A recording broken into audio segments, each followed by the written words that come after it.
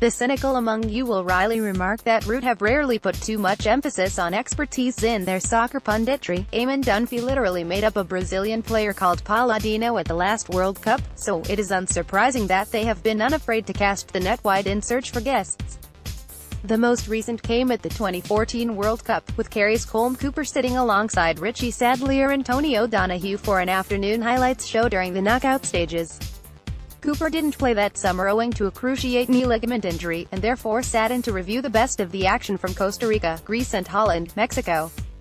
Sadly, we couldn't find too many Mary Hannigan-style recaps of Gooch's appearance, so the only extant reviews come in the form of the humble Twitter reaction. Some were complimentary, more were critical, while most just expressed their bewilderment. Thankfully, there is some much more surviving material on Bertie Ahern's infamous appearance on RTE's Premiership highlights show in September 2001. Ahern is a big Manchester United fan, presumably spending his youth, adolescence and much of his adult life fretting and fawning over United when he could have been doing other things like, say, opening a bank account. Nonetheless, Ahern joined John Giles and anchor Eamon Dunphy in Montrose to reflect on United's 4-1 win against Everton, Arsenal's 1-1 draw with Chelsea at Stamford Bridge and, most gleefully, Liverpool's 3-1 loss to Aston Villa. On United, Ahern lamented the loss of Jaap Stam to Lazio but cooed about the qualities of the Nevilles, Wes Brown and Mikel Silvestre. Latter, a good but not a great player, came one Dunphy interruption. Jimmy Floyd Hasselbank was sent off for Chelsea for supposedly elbowing Martin Keown, which led to the surreal incident of Dunphy turning toward Ahern at the end of the slow-motion replay to ask, "Tasha, is that a sending-off offense?" Ahern, obviously, avoided answering the question. "I think, he certainly gave 2 swings, and the second one is certainly the uppercut, watch the swing back on the second one. A straight elbow into the face." He was at his most gleeful in writing Liverpool's title epitaph. "You know, you can only lose between 4 and 6 matches if you're going to win the Premiership, and that's 2 down after 3 matches. A review in the Irish Independent thought Ahern's appearance was less to do with a genuine, heartfelt GRA of one of Ireland's national sports, supporting United or Liverpool, but instead a bit of political PR. Obviously, a general election is on the way sooner than we expected and Bertie is doing his damnedest to dispel the perception that he presides over perhaps the most arrogant, aloof and uncaring government this country has ever seen."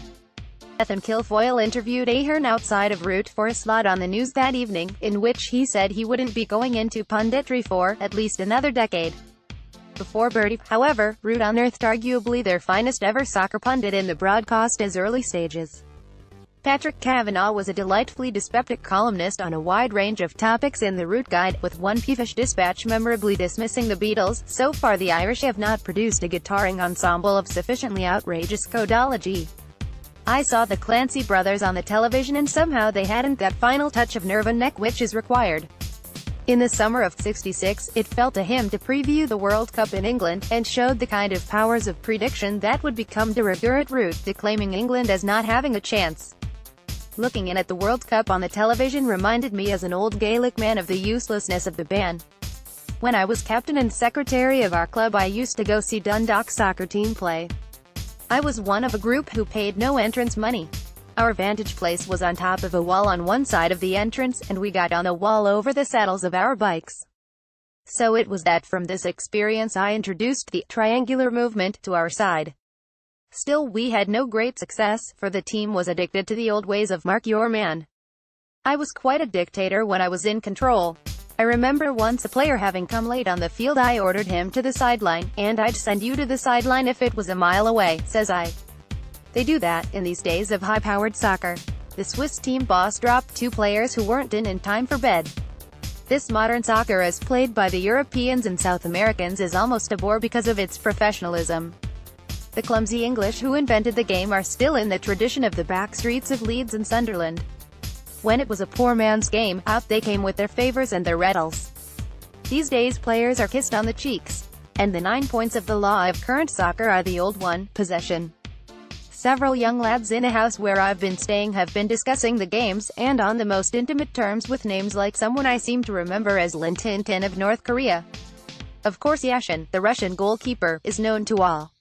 Then there are Pele and Eusebio, both black. Eusebio is, no doubt, named after a character in my own novel, Terry Flynn, Eusebio Cassidy. Eusebio is the Portuguese for church father, Eusebius. I must say I agree with most eyewitnesses that England haven't a chance. But these young lads whom I referred to were lamenting the absence of a concerted Irish attack on world soccer, and they were compiling a team that would bait the lard out of Brazil. Pele would run like a hare to get out of the way of John Timmins, one chap said. And they wonder why the Gaelic, rugby and soccer authorities in Ireland couldn't get together and organise a team of all the talents. When I was visiting Rome in 1950, I observed and recorded the tremendous enthusiasm for soccer that was beginning there. Young lads kicking and heading a football in the shade of the San Angelo Castle. And I may as well give myself another clap on the back. I also noted the same time on a visit to the sunny land of Spain that soccer was the national sport of Spain, and that bullfighting was strictly for the birds, tourists I mean.